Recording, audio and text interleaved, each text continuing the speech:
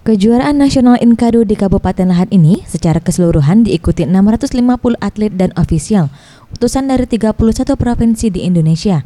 Kegiatan ini akan berlangsung sejak tanggal 19 hingga 21 November 2015 mendatang.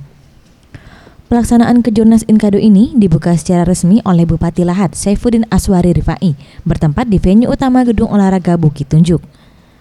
Kejurnas Inkado yang dilaksanakan di Kabupaten Lahat ini mempertandingkan sebanyak 7 kategori pertandingan yang meliputi kategori usia dini 8 dan 9 tahun, kategori usia pra-pemula, kategori usia pemula, kategori kadet usia 14 dan 15 tahun, kategori junior usia 16 dan 17 tahun, kategori senior, serta kategori best of the best. Bupati Lahat Saifuddin Aswari Rifai yang ditemui usai upacara pembukaan Kejurnas Inkado mengatakan, tahun ini Kabupaten Lahat dipercaya menjadi tuan rumah Kejurnas Inkado yang diikuti lebih kurang 650 hingga 700 peserta dari 31 dojo se-Indonesia. Kejuaraan ini merupakan ajang untuk mengevaluasi dan mengetahui posisi prestasi atlet Sumsel serta dapat menjadi motivasi atlet ke depan agar berprestasi di kancah nasional maupun internasional.